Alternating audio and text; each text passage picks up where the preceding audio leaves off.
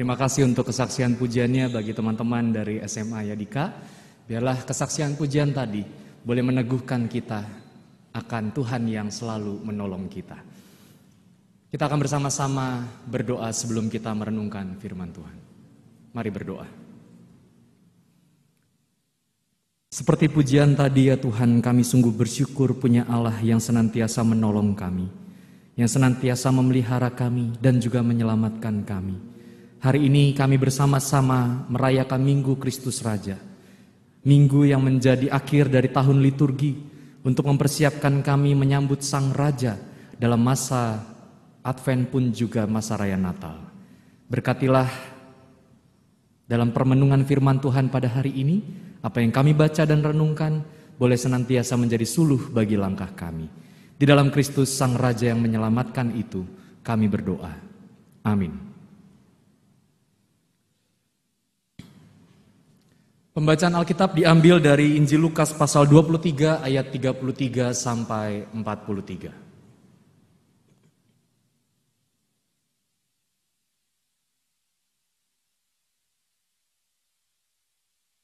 Lukas pasal 23 ayat 33 sampai 43. Firman Tuhan dinyatakan kepada kita demikian. Ketika mereka sampai di tempat yang bernama Tengkorak, mereka menyalibkan Yesus di situ dan juga kedua orang penjahat itu, yang seorang di sebelah kanannya dan yang lain di sebelah kirinya. Yesus berkata, "Ya Bapa, ampunilah mereka sebab mereka tidak tahu apa yang mereka perbuat." Dan mereka membuang undi untuk membagi pakaiannya. Orang banyak berdiri di situ dan melihat semuanya. Pemimpin-pemimpin mengejek dia, katanya, "Orang lain ia selamatkan, biarlah sekarang ia menyelamatkan dirinya sendiri, jika ia adalah Mesias, orang yang dipilih Allah." Juga prajurit-prajurit mengolok-ngolokkan dia. Mereka mengunjukkan anggur asam kepadanya dan berkata, "Jika engkau adalah raja orang Yahudi, selamatkanlah dirimu." Ada juga tulisan di atas kepalanya, "Inilah raja orang Yahudi." Seorang dari penjahat yang digantung itu menghujat dia, katanya, "Bukankah engkau adalah Kristus? Selamatkanlah dirimu dan kami." Tetapi yang seorang menegur dia, katanya, "Tidakkah engkau takut, juga tidak kepada Allah, sedang engkau menerima hukuman yang sama? Kita memang selayaknya dihukum, sebab kita menerima balasan yang setimpal dengan perbuatan kita. Tetapi orang ini tidak berbuat sesuatu yang salah." Lalu ia berkata, "Yesus, ingatlah akan aku apabila engkau datang sebagai raja." Kata Yesus kepadanya, "Aku berkata kepadamu, sesungguhnya hari ini juga engkau akan ada bersama-sama dengan aku di dalam Firdaus." Demikianlah pembacaan firman Tuhan. Berbahagialah mereka yang mendengarkan firman Tuhan dan yang memeliharanya.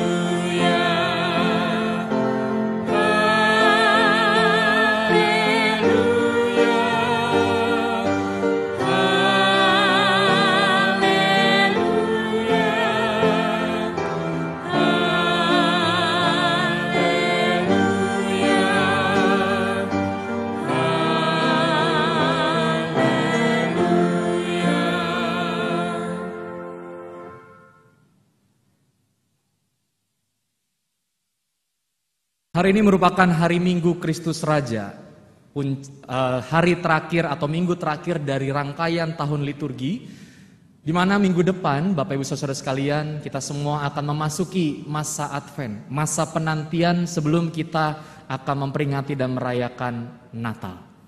Dan kita akan menyambut kedatangan Sang Raja yang menyelamatkan itu, sehingga Minggu Kristus Raja ini harus kita rayakan dan juga kita peringati. Bicara soal raja berarti bicara soal pemimpin begitu Bapak Ibu Saudara sekalian, betul ya? Beberapa hari yang lalu Indonesia menjadi tuan rumah atau menjadi presidensi dari KTT G20.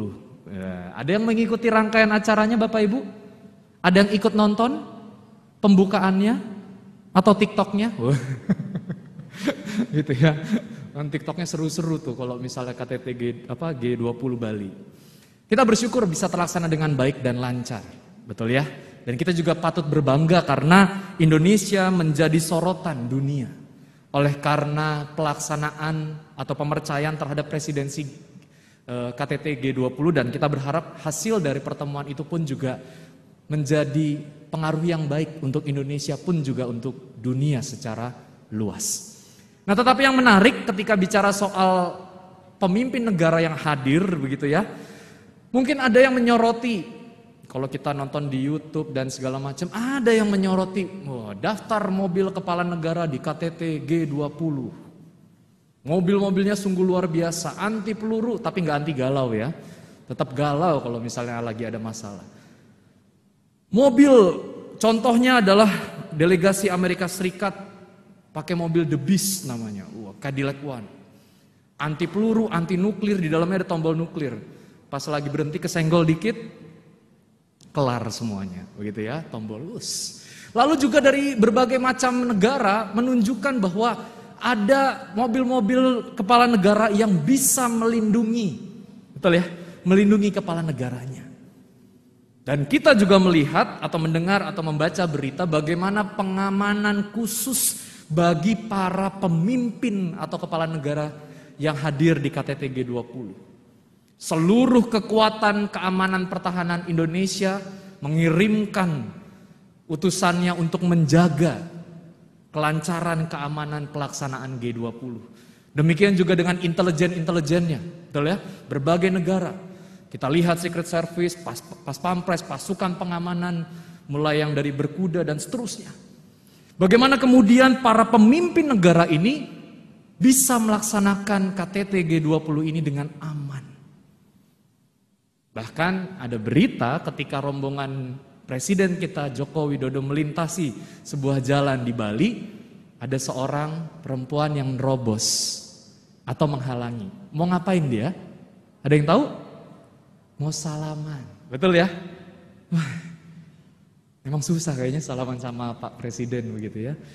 Kenapa? Karena memang sejatinya kepala negara memang harus dijaga dan patut untuk dilindungi, betul nggak? Berbahaya dan alangkah bahayanya kalau kepala negara, entah itu raja, entah itu presiden, bahkan Perdana Menteri yang hadir di KTT G20 itu mengalami ancaman. Pun ketika ada ancaman belum terjadi, itu udah siap-siap dilindungi, betul ya? Ada bagaimana untuk melarikan diri, menyelamatkan diri, dan seterusnya. Udah tugas tanggung jawab aparat keamanan ataupun juga para pengawal menjaga keselamatan dari para kepala negara tersebut. Makanya tadi saya cuma mau salaman, langsung itu nggak di smackdown di situ ya, langsung dihalangi begitu. Karena memang itu menjadi protokol, kewajiban. Ketika malah diem aja, yang disalahin siapa? Pengawalnya, gitu ya. Inilah gambaran tentang bagaimana mengamankan, melindungi pemimpin-pemimpin atau raja ataupun juga para kepala negara.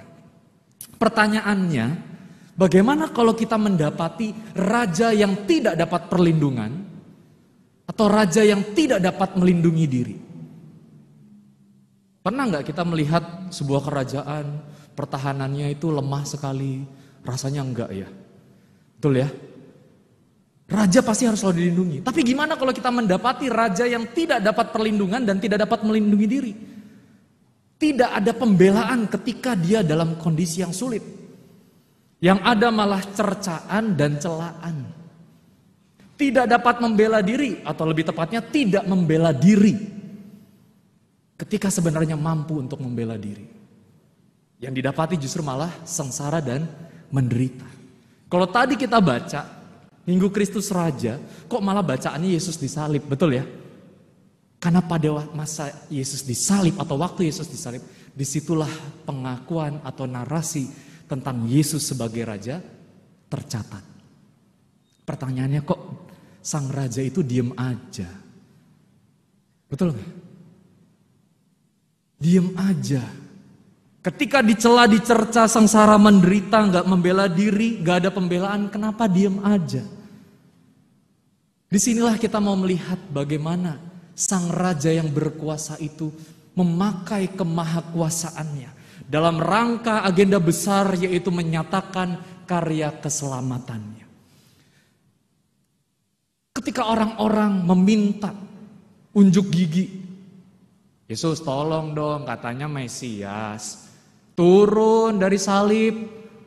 Betul nggak?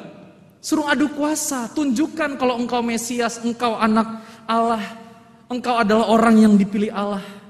Makanya mulai dari para pemimpin kala itu, prajurit, bahkan sampai orang berdosa yang ikut dihukum pun mengolok Yesus, mengejek Yesus, menantang Yesus.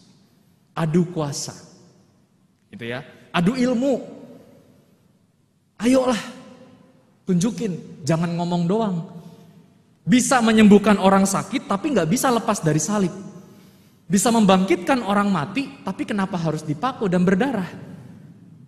Magicnya mana? Magic. Ayo dong. Tapi disinilah kemudian Yesus yang adik kuasa itu, yang super power dalam kemahakuasaannya, justru mau menunjukkan sisi lain dari kemahakuasaannya itu. Karena apa? Kuasa yang Yesus hadirkan adalah kuasa yang nir kekerasan. Tidak menggunakan kekerasan. Ketika para pemimpin, para prajurit minta, ayo turun, buktiin. Ya, tapi Yesus enggak melakukan itu. Dia menahan diri untuk menunjukkan itu karena apa? Kuasa Yesus bukan untuk kesombongan. Sombong amat begitu ya? Enggak. Disinilah perbedaan antara adu kuasa dan adik kuasa. Kalau kita tahu negara-negara adik kuasa pasti mempertontonkan bagaimana sistem pertahanan yang kuat. Ya, tapi justru Yesus memperlihatkan kemahakuasaan dengan jalan yang lain. Seringkali kan kalau kita punya kuasa, diajak adu kuasa, ikutin aja begitu ya. Betul nggak? Ayo sini, lu punya apa? Gue punya ini. Anda punya apa? Anda berani seperti apa? Saya berani seperti ini. Semakin ditantang, semakin kita semangat untuk menghadapinya. Apalagi kalau itu sudah menyentuh harkat dan martabat. Ya benar-benar martabat ya, bukan martabak ya. Pasti kita akan adu sekalian deh, hancur sekalian. Tapi justru disinilah sang penyelamat, sang raja itu menampilkan adik kuasa yang berbeda. Apa itu? Yaitu lewat pengampunan. Ketika Yesus baru saja dinaikkan di salib, dipaku dan disalib, apa yang Yesus lakukan? Dia langsung berkata, ya Bapa, ampunilah mereka sebab mereka enggak tahu apa yang mereka perbuat. Kalimat yang terucap adalah kalimat pengampunan, bukan kalimat caci makian. Dia yang berdosa, saya yang capek. Tapi justru sebaliknya. Inilah kuasa dari sang raja penyelamat itu.